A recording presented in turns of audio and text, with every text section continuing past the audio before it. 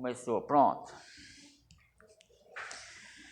Turma, na aula passada o que a gente trabalhou? Trabalhamos exatamente vetor campo magnético, só que eu expliquei para vocês como é que é o funcionamento do campo magnético do ímã, e agora a gente vai fazer algumas colocações e um exemplo lá sobre isso. Então, lembrando, primeiro, o vetor campo magnético é um vetor que determina as características do campo. Que características são essas? A intensidade, a direção e o sentido. Então, se eu marcar aqui nesse campo, então tem um ímã com uma região ao redor dele que eu vou chamar de campo magnético. Se eu marcar para cada linha de campo dessa aqui um vetor, cada vetor desse aqui, vou chamar de B1, ele vai ter uma característica diferente de cada ponto desse campo. Aqui eu tenho o B2, aqui o B3 e assim por diante. Lembrando que o campo magnético sempre sai do norte e vai para o sul externamente e de sul para o norte internamente. Bom, como que eu faço então para calcular o valor do vetor campo magnético para cada ponto do espaço? Ora, o vetor campo magnético, ele é uma grandeza que é diretamente proporcional à corrente elétrica e é inversamente proporcional à distância. Como assim? Olha, eu tenho um fio condutor, um pedaço de fio qualquer. Ao redor desse fio vai sempre criar um campo magnético circular. Então esse campo ele será circular. Ok, então no campo eu tenho um vetor. Vamos imaginar aqui que eu tenho um vetor, vou chamar de vetor B. Oi.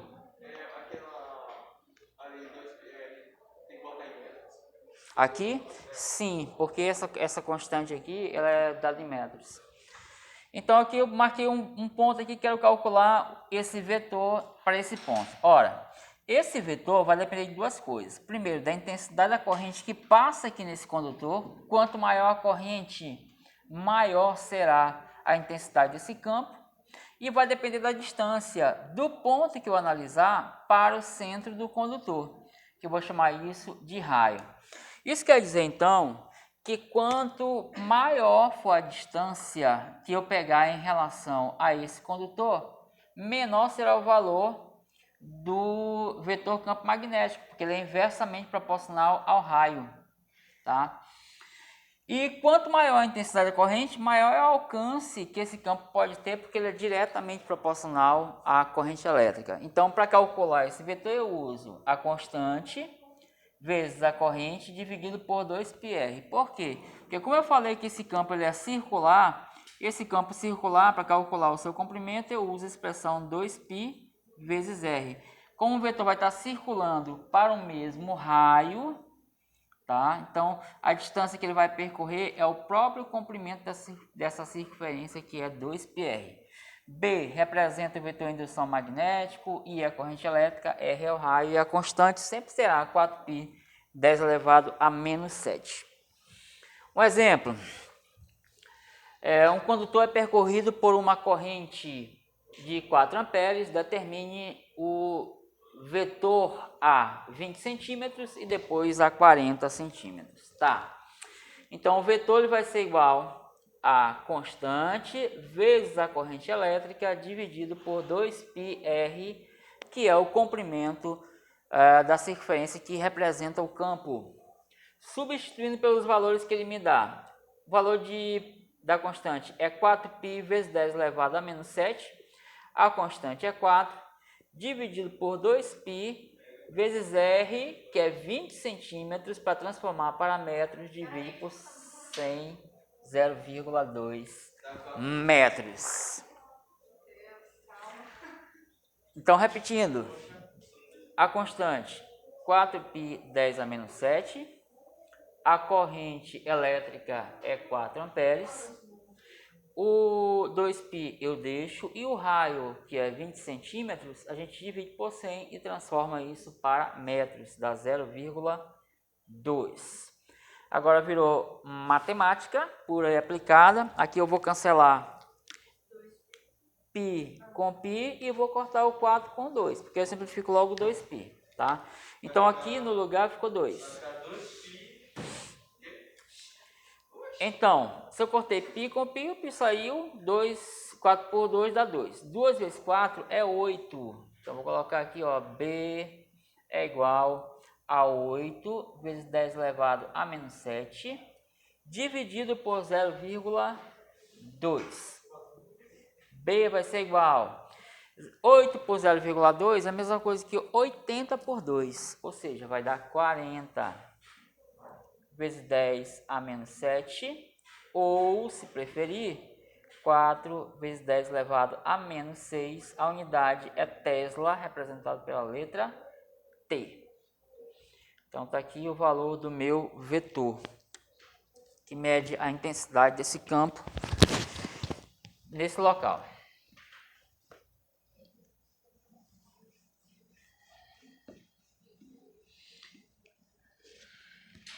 Ok?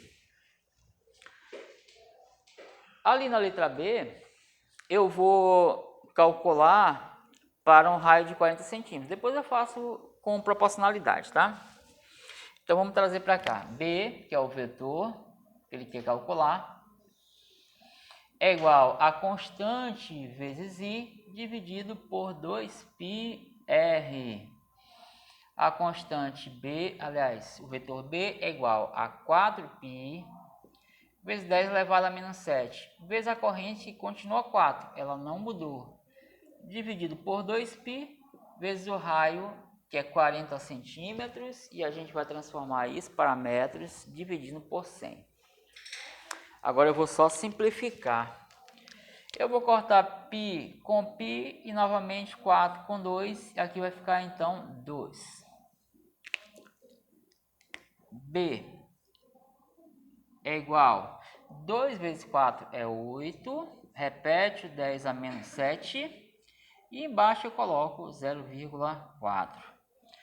B vai ser igual, 8 por 0,4 é a mesma coisa que 80 por 4, o que dá 20, 10 a menos 7, ou 2, 10 a menos 6 Tesla. Ok, agora vamos então, eu quero economizar tempo lá no Enem, então eu vou comparar um com o outro. Então, ao comparar um com o outro, vejam aqui, 20 e 40 é o dobro, tá? 40 é o dobro de 20, tá? Como a grandeza é inversamente proporcional, então não vai ser o dobro, vai ser a metade, tá? Então, quanto é que deu a questão anterior? 4. Quanto é que deu a letra B? 2. O que que 2 é para 4? Metade, porque é inversamente proporcional. Então, nós sempre vamos ter o vetor indução magnético inversamente proporcional ao raio, tá? Então, se o raio aumenta, o B diminui proporcionalmente. Aí nem precisaria fazer a conta, tá? Se fosse uma questão da UEMA, por exemplo, eu poderia fazer assim, ó. Nessa letra B, eu faria assim, ó. Se B2 é constante, corrente 2π vezes o raio 2, e eu sei que o raio 2 é o dobro do raio 1, então se eu botar bem aqui, ó, do lado, ó, vou repetir tudo, só que no lugar do R2 eu coloco quem? 2R1. Ó, isso aqui tudinho, que eu vou circular de vermelho, isso aqui tudinho, com exceção do 2, é o B1. Então, eu poderia só escrever assim, ó, que o B2 é igual a B1 dividido por 2. Então, se eu começasse minha questão bem daqui, na letra B, na prova da UEMA, se eu colocasse que B2 é B1 dividido por 2, ele seria obrigado a aceitar. Ou seja, o B2 seria 4 vezes 10 a menos 7 dividido por 2, que é 2, que são inversamente proporcionais. O mesmo aconteceria se eu alterasse a corrente elétrica. Se a corrente aqui fosse, eu passasse para 8, 8 é o dobro de 4, então eu pegaria a resposta e ao invés de dividir por 2, eu multiplicaria por 2. A resposta seria 8, tá? Então, porque no caso da corrente é diretamente proporcional, multiplica. E quando é inversamente proporcional, diminui, divide. Certo? Muito bem. Lá no livro de vocês, na página 125, tem umas questões que eu gostaria de responder com vocês. Página 125 do livro.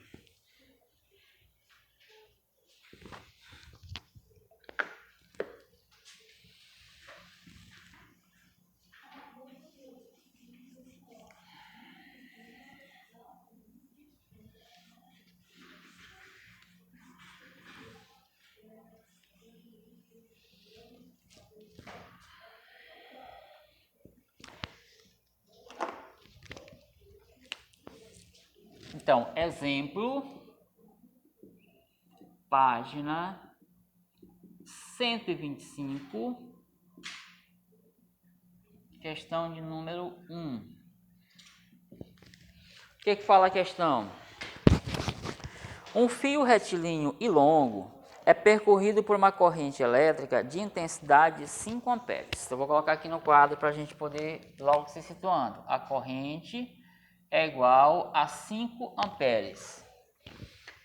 Ele fala que um ponto P encontra-se a uma distância de 25 centímetros desse fio. Então, a distância, que é o raio, é 25 centímetros. Se eu dividisse por 100, eu encontro 0,25 metros.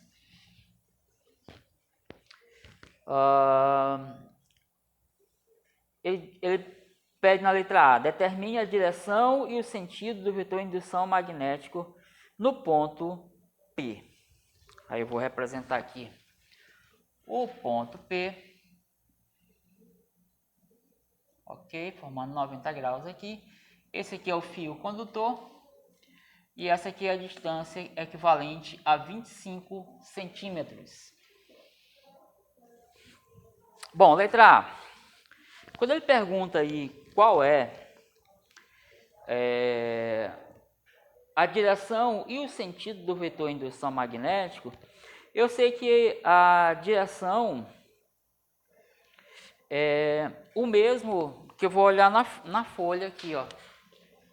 Então aqui 90 graus. Então o fio condutor está deitado e o ponto P está para cima. Essa direção eu posso chamá-la de perpendicular ou vertical em relação ao fio. Vou colocar assim, ó. Direção é vertical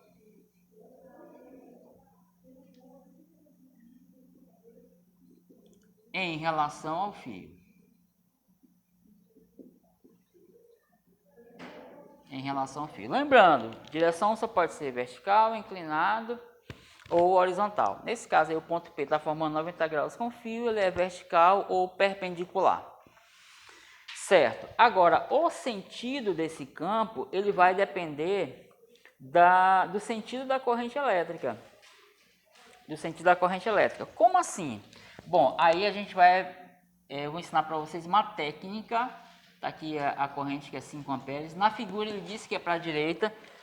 E aí a gente vai utilizar para definir o sentido desse campo uma regra que a gente chama de regra da mão direita.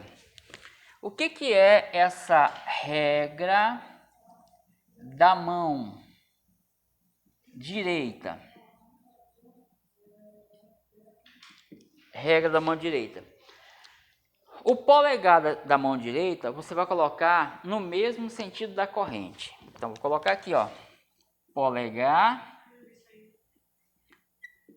sentido da corrente. Enquanto que os outros dedos representam sentido do campo. Sentido do campo. Como assim? Olha para cá, para essa figura. A corrente elétrica está para a direita. Então, imaginem que este pincel aqui seja o fio condutor. Então eu pego a mão direita e vou colocar o polegar no sentido da corrente. Como esse campo, ele é o que? Circular, né? Então ele está vindo aqui, ó, é como se ele estivesse entrando no quadro. Ele está circulando para lá, entra no quadro, passa por baixo do quadro e volta aqui. Então qual é o sentido que eu estou estabelecendo?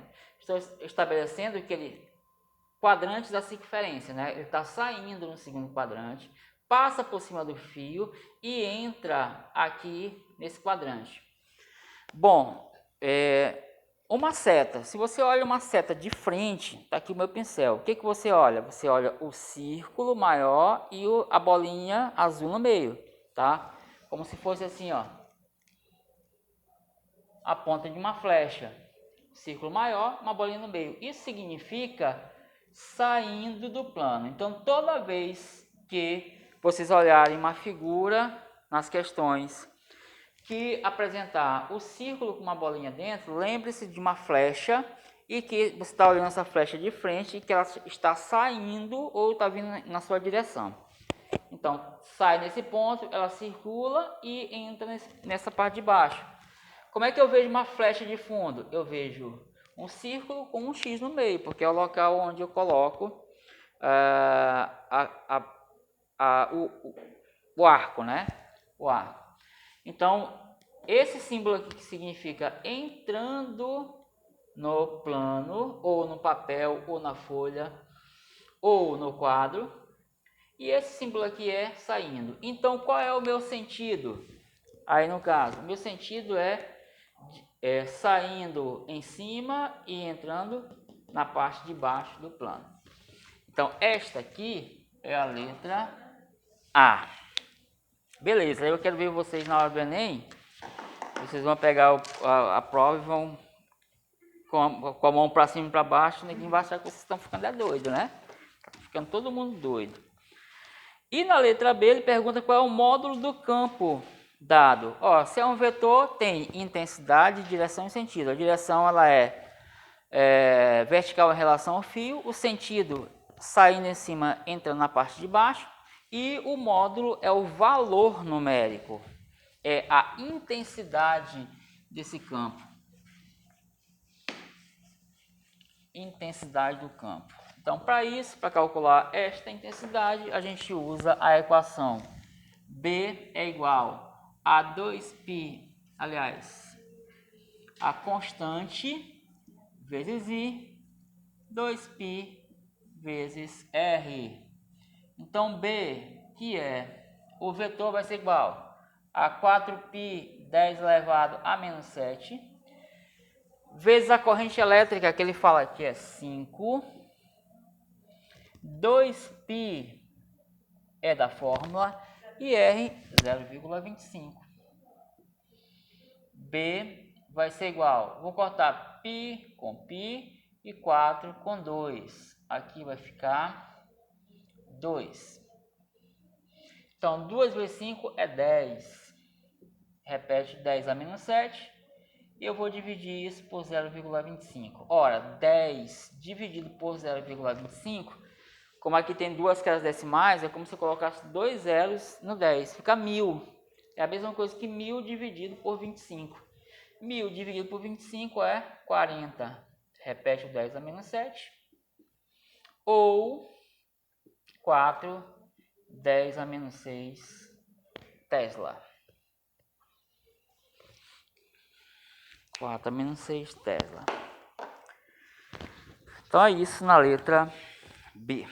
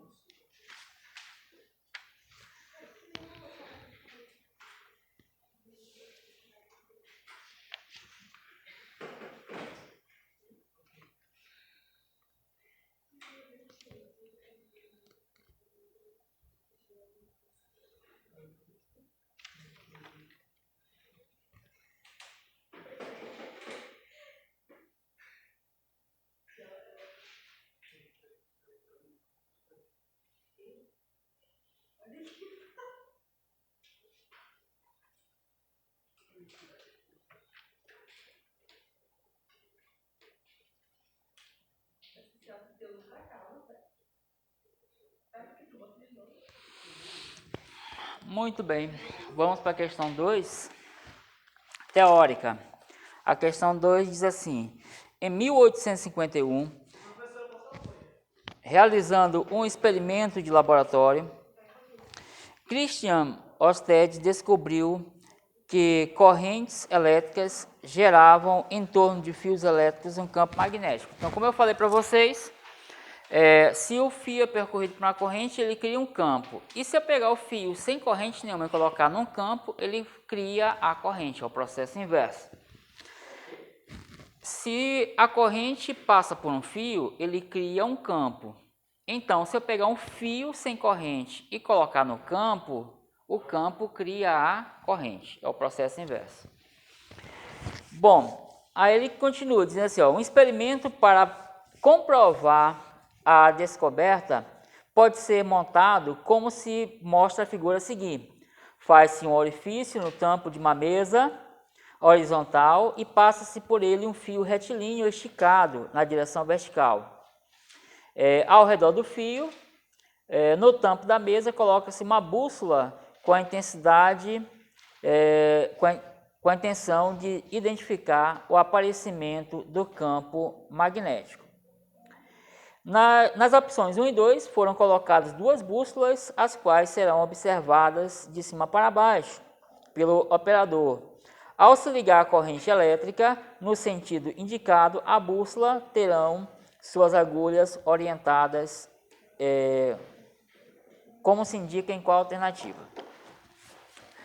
Bom, aqui é uma questão que a gente obrigatoriamente tem que observar o sentido da corrente, primeiro, tá? Depois, identificar o sentido do campo, tá? E lembrar de um detalhe importante, as características do vetor. Quais são elas?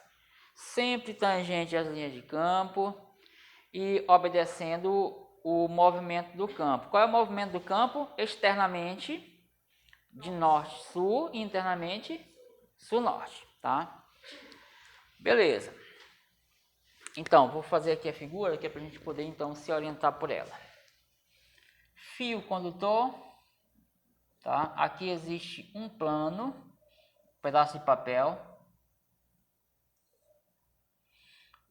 E aqui embaixo segue o fio condutor. Ele está falando que a corrente aqui é de cima para baixo, que é a corrente elétrica. Se a gente, então, aplicar a regra da mão direita, apliquei a regra da mão direita, o que eu percebo? Que esse campo entra do lado esquerdo, gira por trás do papel e sai do lado direito. Aí vai fazer esse movimento circular aqui. Então ele está girando assim, ó. Tá aqui o fio condutor, está girando dessa maneira. Tá? Por quê? Porque a corrente está para baixo. Ó, os outros dedos entram do lado esquerdo e saem do lado direito. Corrente para baixo. Beleza, então eu sei que o movimento vai ser dessa forma. Ora, então qual é a característica do vetor? É que ele segue o sentido das linhas de campo. Se as linhas de campo estão girando assim, ó, o vetor também vai girar neste sentido, tá? Vai girar neste sentido que eu estou apontando para vocês aqui. Beleza. A bússola, ela tem o sentido vermelho norte e sul, tá? Norte e sul. Lá no nosso, quando eu falei sobre a introdução, eu falei sobre o campo magnético terrestre, eu falei assim para vocês, ó, aqui é o norte geográfico, aqui é o sul geográfico. Na verdade é o contrário, é assim. Sul geográfico, norte geográfico. Porque os mapas foram determinados antes da invenção da bússola. Quando a bússola foi inventada, como ela apontava sempre para cima, Eles disseram então, então ela aponta sempre para o norte, dessa maneira. Ora, se o norte da bússola aponta para o norte geográfico, é porque no norte geográfico encontra-se quem? Sul magnético. Por quê? Porque polos contrários se atraem. Então, toda vez que eu tenho norte geográfico, é porque lá se encontra o sul magnético. E onde eu tenho o sul geográfico, eu passo a ter o norte magnético. Tá? Mas esse magnético a gente não consegue ver, tá? E esse norte magnético ele não está exatamente sobre o ponto do norte geográfico. Tem uma inclinação de 15 graus em média aqui, ó, de diferença. Bom, o certo é que as linhas de campo saem de onde para onde? Norte para sul, magnético, ok? Então essas linhas vão sair daqui de baixo, ó, do norte e vão lá para o sul. Vão do norte e vão para o sul, magnético. E a bússola está apontando para onde? Está apontando para cima, que é o que segue o fluxo do campo, certo? Então o norte da bússola aponta para onde o campo está indo. O campo não está indo de norte, indo para sul, ela está apontando para lá. Aqui na minha figura, para onde é que está indo esse campo? Está circulando, ó, dessa maneira, saindo do lado direito e entrando no lado esquerdo. Então está girando assim. Então para onde é que vai apontar essa bússola? Aí ele pergunta nos pontos 1 e 2. O ponto 1 é aqui.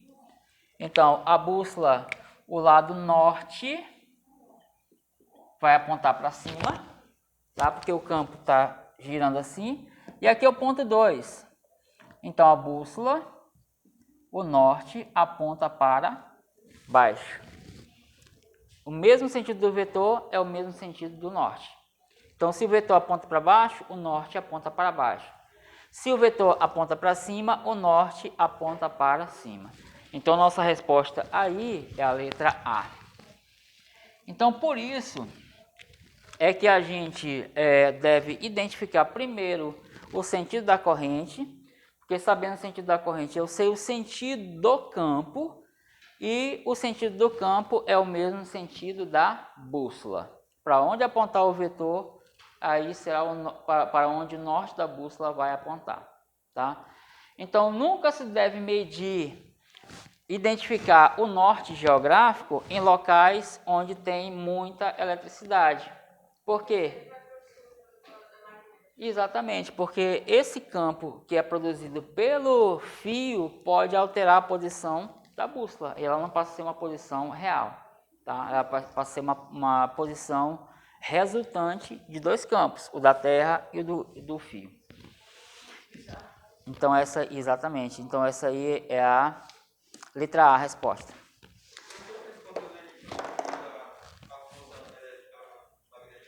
Como?